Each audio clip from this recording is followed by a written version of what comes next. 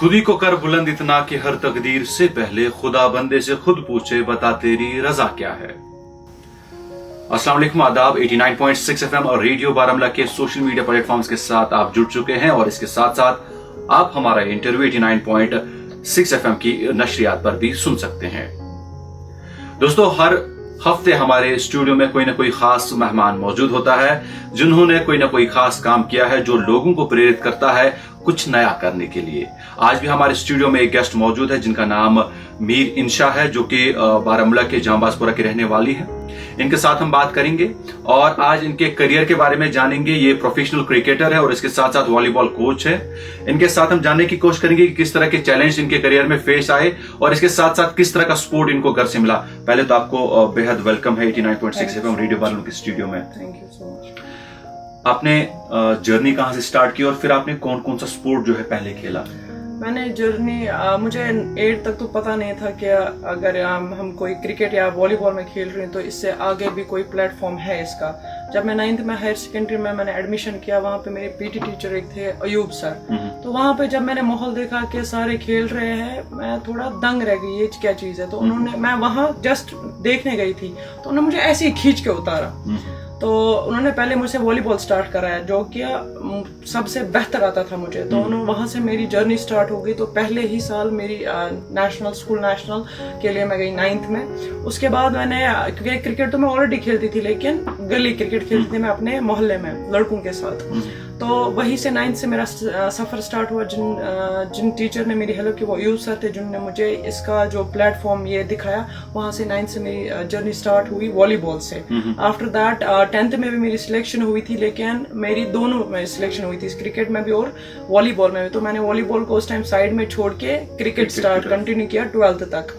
After that मैंने वापस मुनीर आलम जो कि कश्मीर के बेहतरीन कोच है वॉलीबॉल के, तो उन्होंने मुझे कहीं पे देखा था तो उन्होंने मेरे से कांटेक्ट किया। तो उन्होंने मुझे अपने साथ इंटर यूनिवर्सिटी 4 खिलाए, मुझे सीनियर नेशनल 5 खेले हैं मैंने अभी तक। यहाँ पूरे कश्मीर में ना किसी लड़के ने ना किसी लड़की ने इतना नेशनल खेले as a captain of J&K जी। वहाँ से मेरा सफ़र स्टार्ट हुआ और उसी दौरान मैंने JKC रिप्रेजेंट, मैंने पहले ही अंडर 19 रिप्रेजेंट, फिर मैंने छोड़ दिया था कुछ टाइम के लिए पढ़ाई की वजह से, और मैंने वॉलीबॉल कंटिन्यू किया था। लेकिन उसके बाद मैंने वापस रिटर्न आई, मैं क्रिकेट में अंडर 23 खेला। उसके बाद रांची T20 में मेरा डेब्यू हुआ, वनडेज में मेरा डेब्यू हुआ 2020-21 तक मैंने ख़त्म किया। उसके बाद 21 के एंडिंग में मैंने जस्ट फॉर्म भरा था जो साई के थ्रू निकले थे, खेलो इंडिया फॉर्म्स, जो कि हर डिस्ट्रिक्ट में उन्होंने अपने सेंटर्स क्रिएट किए हैं कोचिंग के लिए। तो उसमें मैंने भरा था, जिसमें मेरे जो रेंज होती है एक, उसमें प्रेफरेंस मुझे फर्स्ट पोजीशन पे दी गई थी। तो वहाँ से मेरा सफ़र स्टार्ट होता है एज ए कोच। जैसा आपने कहा कि आपने जो है बहुत पहले क्रिकेट खेलना स्टार्ट किया था, तो क्रिकेट में घर वालों का सपोर्ट मिला उस टाइम पे कि आप चाहिए क्रिकेट खेलिए, क्योंकि आप खुद इस बात से वाकिफ है कि सपोर्ट नहीं करते घर वाले, खासकर लड़कियों को इस मामले में? जी हाँ, ये बिल्कुल सही बात है। मेरे घर वालों का बहुत ही सपोर्ट रहा है, ज़्यादातर मेरे माँ बाप का। लेकिन फर्स्ट टाइम जब मेरी सिलेक्शन हुई थी तब मेरे पापा ने नहीं माना था, लेकिन उन्होंने वो खेलने दे रहे थे मुझे। लेकिन जब मुझे बाहर जाना तो उन्होंने अलो नहीं किया। अलो इस वजह से नहीं किया, वो थोड़े घबरा गए, अदरवाइज वो खुद भी एक फुटबॉल प्लेयर रह चुके हैं। लेकिन तब मेरी माँ ने और मेरी मासी ने उनको समझाया कि नहीं, आप इनको जाने दो, इसका फ्यूचर इसी में। तो वो दिन है, तब से आज तक मुझे मेरे पापा ने कभी नहीं रोका और एक स्पोर्ट्स सिस्टम की तरह मेरे पीछे रह गए। क्रिकेट की अगर हम बात करें, आपने जम्मू कश्मीर को बहुत जगहों पर रिप्रेजेंट किया है।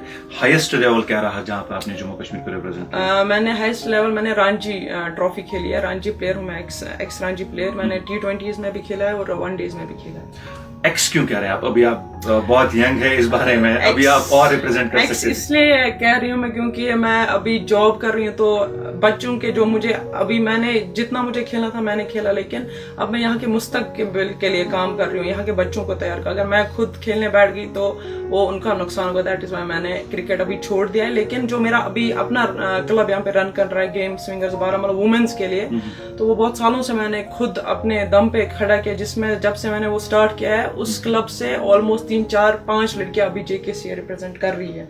तो अभी का मेरा यही मोटिव है कि यहाँ से जितनी हो सके वुमेन्स यूथ क्रिकेट में ले जा सकूं, और वॉलीबॉल में बोथ बॉयज एंड गर्ल्स, जिनको मैं अभी तक मेरा 2.5 साल का एक्सपीरियंस रहा है कोचिंग में, जहाँ से मैंने ऑलमोस्ट 10 से 12 बच्चों को नेशनल लेवल पे खिलाया है। स्टेट लेवल पे मैंने स्टेट चैंपियनशिप ऑलमोस्ट 30 से प्लस खिलाया, और डिस्ट्रिक्ट ऑलमोस्ट मेरे सारे बच्चे खेल चुके हैं इस टाइम। जो आपने कोचिंग का अपना करियर स्टार्ट किया, तो क्या इसमें पहले हर्डल्स आए कि जो एक प्रोफेशनल प्लेयर से सीधा जो आपका शिफ्ट हुआ कोच की तरफ, तो वहां से थोड़ा मुश्किल हुआ? मुश्किल मुझे एज अ प्लेयर उतना मुश्किल नहीं लगा था जितना मुझे एज अ कोच मुश्किल लगा, क्योंकि यहाँ का जो माहौल है वो उसमें डलने मुझे प्रॉब्लम इस वजह से हुई क्योंकि मैं एक फीमेल थी, एक लड़की थी एज अ कोच, जो कि मैं फर्स्ट कोच हूँ नॉर्थ कश्मीर की वॉलीबॉल कोच। तो यहाँ पे कुछ मैं नहीं बोलूंगी सारे लोग एक जैसे नहीं होते, लेकिन कुछ लोग ऐसे थे जिनका मेल ईगो हर्ट हो रहा था। तो उस वजह से मुझे जितने भी मेरे पास बच्चे आते थे स्टार्टिंग, उनके पेरेंट्स को फोन किया जाता था, आप क्या लड़की के पास भेज रहे हो, वो लड़की क्या सिखाएगी, ऑल दैट थिंग्स।